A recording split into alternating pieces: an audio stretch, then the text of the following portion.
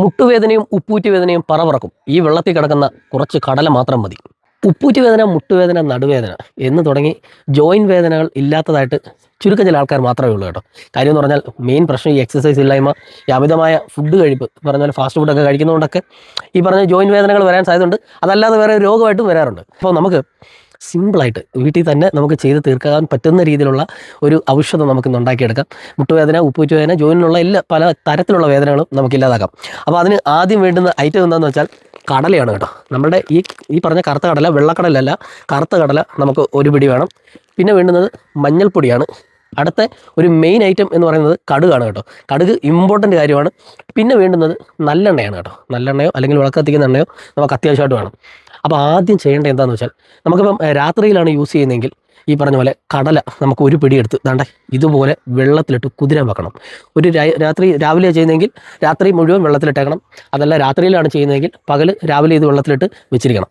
ഇനി എന്താണ് ഇതുകൊണ്ട് ചെയ്യാൻ പോകുന്നതെന്ന് ഞാനൊന്ന് കാണിച്ചു തരാം. നമ്മൾ ആദ്യം ചെയ്യേണ്ടത് എന്താണെന്ന് വെച്ചാൽ, നമ്മൾ കടുക് എടുത്തിട്ട് ഒരു 2 സ്പൂൺ കടുക്, ഇതിലേക്ക് ഒരു 2 സ്പൂൺ കടുക് എടുക്കണം. പ്രത്യേകം ശ്രദ്ധിക്കേണ്ട ഒരു കാര്യം എന്താണെന്ന് വെച്ചാൽ, ഡ്രൈ ആയിരിക്കണം കേട്ടോ. വെള്ളമൊന്നും വലുതായിട്ട് ഉണ്ടാവരുത്. ഡ്രൈ ആയിരിക്കുന്ന ജാറിനകത്ത് വെച്ച് ഇതിനെ നമുക്കൊന്ന് ചതച്ചെടുക്കണം. അപ്പം എന്താണ്ടേ നമുക്കൊന്ന് അത്യാവശ്യം എന്താണ്ട് ഈ ഒരു പരുവത്തിന് ചതഞ്ഞ് കിട്ടിയിട്ടുണ്ട്. ഇനി വേണ്ടുന്നത് എന്താണെന്ന് വെച്ചാൽ, നമ്മൾ ഈ കുതിർക്കാൻ വെച്ചിരുന്ന കടല നമ്മൾ ഈ വെള്ളത്തിലേക്ക് ഇട്ട് കൊടുക്കുക. അതിനുശേഷം നമുക്ക് ഇമ്പോർട്ടൻ്റ് ആയിട്ട് വേണ്ടുന്ന, ഞാൻ ഒരു സാധനം പറഞ്ഞിരുന്നു, മഞ്ഞൾപ്പൊടിയാണ്. മഞ്ഞൾപ്പൊടി നമുക്ക് ഒരുപാടൊന്നും വേണ്ട, ഇത്രത്തോളം മഞ്ഞൾപ്പൊടി ഇതിലേക്ക് ഇട്ട് കൊടുക്കുക. ഇതിനെ നല്ല രീതിയിലൊന്ന് അരച്ച് പേസ്റ്റ് പരുവത്തിലാക്കണം. പേസ്റ്റ് പരുവത്തിലാക്കിയിട്ട് ബാക്കി എങ്ങനെയാണ് യൂസ് ചെയ്യേണ്ടതെന്ന് ഞാൻ കാണിച്ചു തരാം. അപ്പോൾ നമുക്ക് ഒരുമാതിരി കുഴമ്പ് പരുവത്തിൽ ഈ രീതിയിൽ നമുക്ക് നരഞ്ഞ് കിട്ടിയിട്ടുണ്ട്. ഇനി വേണ്ടത് എന്താണെന്ന് വെച്ചാൽ, ഞാൻ പറഞ്ഞില്ലേ, നല്ലെണ്ണ ഒരുപാടൊന്നും ഒഴിക്കരുത്, ഒരു മയത്തിന് വേണ്ടി ഇത്രത്തോളം ഒഴിച്ചിട്ട് നമുക്ക് ഒരൊറ്റ വട്ടം കൂടെ, അതായത് ഒരുപാടിട്ട് അടിക്കരുത്, ഒരൊറ്റ വട്ടം കൂടെ നമുക്കിതിനെ ഒന്ന് കറക്കിയെടുക്കാം. അപ്പോൾ നമ്മൾ അരച്ച് റെഡിയാക്കി കൊണ്ടുവന്നിട്ടുണ്ട്. അപ്പോൾ ഇത് കണ്ടോ, ഇതിപ്പോൾ നമ്മുടെ മുട്ടാണ്. നമ്മൾ ഒരുപാടൊന്നും എടുക്കണ്ട കേട്ടോ. ഇത് ഞാനിപ്പോൾ ഒരുപാട് എടുത്തു തന്നേ ഉള്ളൂ. അപ്പോൾ ഇതുപോലെ മുട്ടിലേക്കൊന്ന് അപ്ലൈ ചെയ്ത് കൊടുക്കുക.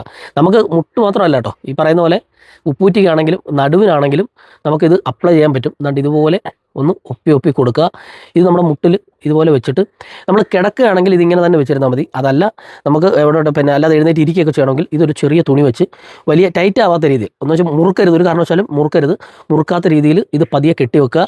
ഏകദേശം ഒരു അരമണിക്കൂറോളം ഇങ്ങനെ വെച്ചതിന് ശേഷം ഇത് നിങ്ങൾക്ക് കഴുകിക്കളയാം.